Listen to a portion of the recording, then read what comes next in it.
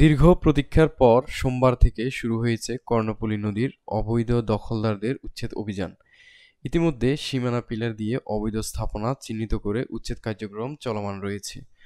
অভিযান চলাকালে উদ্ধার কার্যক্রমের সমন্বয়ক নির্বাহী ম্যাজিস্ট্রেট তহিদুল ইসলাম বলেন, 2016 সালে সুপ্রিম কোর্টের যে রায়, সেই রায়ের বাস্তবায়নের অংশ হিসেবে আজকে আমরা এই উচ্ছেদ কার্যক্রম পরিচালনা করেছি এবং এখানে প্রায় 2187টি স্থাপনা তখন চিহ্নিত ছিল এবং এর বাইরেও যে নতুন স্থাপনাগুলো হয়েছে, কাঁচা পাকা বা আধা পাকা যাই হোক না কেন, সেগুলো আমরা উচ্ছেদ করছি।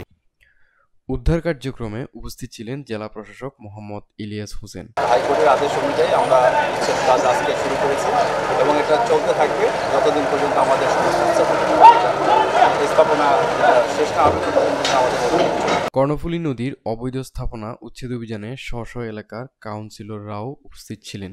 এই উচ্ছেদ অভিযান চলাকালে কর্ণফুলী নদী রক্ষা আন্দোলন কমিটির সাধারণ সম্পাদক অলিউর রহমান বলেন, বাংলাদেশ পরিবেশ ফোরাম এই কয়েকটি সংগঠন মিলে দীর্ঘ 11 বছর ধরে এই কর্ণফুলী নদীকে রক্ষা করার জন্য আন্দোলন করে যাচ্ছি। 2007 সালে আমরা এই আন্দোলন শুরু করেছিলাম। 2019 সালে এসে আজকে আমরা এটা সফলতা দেখছি।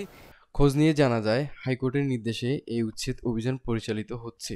এতে র্যাব, ফায়ার সার্ভিস এবং আইনশৃঙ্খলা রক্ষাকারী বাহিনীর বিপুল সংখ্যক সদস্য মোতায়েন ছিল। কর্ণফুলী নদী হচ্ছে চট্টগ্রামের প্রাণ, আর সেই প্রাণকে ফিরে পেতে দীর্ঘ প্রতীক্ষার পর শুরু হতে যাচ্ছে চট্টগ্রামের অবৈধ স্থাপনা। চট্টগ্রামের কর্ণফুলী নদীর তীরে অবস্থিত অবৈধ স্থাপনাগুলো, আর সেই অবৈধ স্থাপনাগুলো উচ্ছেদে এগিয়ে এসেছেন চট্টগ্রাম জেলা প্রশাসক থেকে শুরু করে আরও 10টি প্রতিষ্ঠান। আমরা আশা করব অতি সত্বর চট্টগ্রামের প্রাণকেন্দ্র কর্ণফুলী নদীর চারপাশ আবার সৌন্দর্যভাবে আবার তাদের পুরনো ঐতিহ্য ফিরে পাক, সেই প্রত্যাশা রাখি। তহিদুল ইসলামের ক্যামেরায় আজিজ ভুঁইয়া, জয় টিভি নিউজ, চট্টগ্রাম।